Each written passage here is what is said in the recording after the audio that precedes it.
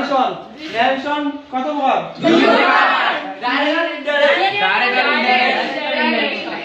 তারপর ন্যারেশন কততম ক্লাস আজকে?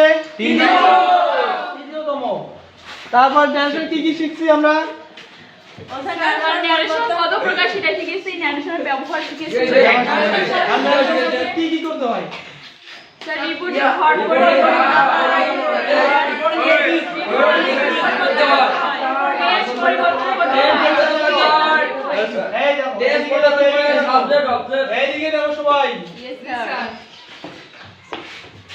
আচ্ছা এখানে দিচ্ছি দুইটা কি মনে হচ্ছে এখানে কি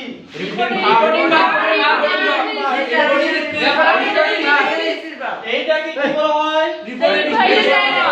কমা। আর এইটাকে কি বলা হয়? এটা হচ্ছে কমা, এটা হচ্ছে ঠিক আছে। তারপর এখন দেখো এটা চেঞ্জ করতে হয়, এটা চেঞ্জ করতে হয়, এটা চেঞ্জ করতে হয়, আবার কি চেঞ্জ করতে হয়? স্যার রুল চেঞ্জ করতে হয় তারপর রিপোর্টের স্পেস চেঞ্জ করতে হয় আর আমাকে না দেখো না এখানে কি আছে? এটা কি বলো তো? আর এটা কি? এটা যদি আমরা সাবজেক্ট হিসেবে নেই কি নিলাম? তারপর অবজেক্ট এখন দেখো এটা আমরা করতেছি তাহলে কি হবে? কি আমি আরো বলছি কি বলছিলাম? তাহলে কি হবে? আবার সেট থাকলে কি হবে? দিতে হবে আবার দিতে হবে আবার টোল দেওয়া যায় সেট থাকলে কি দিতে হবে? সেট দেব। এখন এখানে কি আছে দাও তো?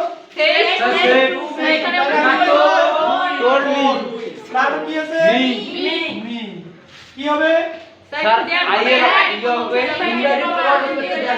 স্যার ড্যাগ বলবে ইনভাইটেড কমার পরিবর্তে আই পরিবর্তে আই বলবে এটা তো আইটা কোন পার্সেন্ট? কাকে ধরবে? সাবজেক্টকে ধরবে। সাবজেক্ট নাম্বার হচ্ছে আচ্ছা সাবজেক্ট কি? তাহলে কি হবে এখানে?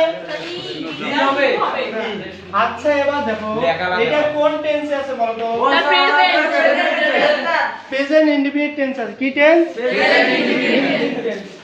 তাহলে এখানে আমি বলছি আরো টেন্সের পরিবর্তনে বলছি যে প্রেজেন্ট ইনডিফিনিট টেন্স থাকলে কি করতে হয়? Past indefinite. এখন দেখো তাহলে এখানে কি আছে? রেসপেক্ট আছে। তাহলে এখানে কি আমরা এটা কি করব? পাস্ট করব। তাহলে কি হবে? রেসপেক্ট। কি হবে?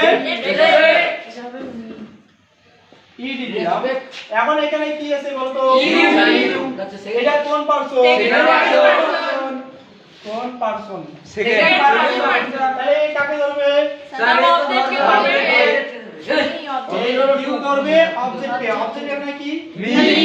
তাহলে এখানে কি হবে? মি হবে স্যার এখানে বলেছি সবাই স্যার আন্ডারস্ট্যান্ড স্যার ঠিক আছে? বুঝছো?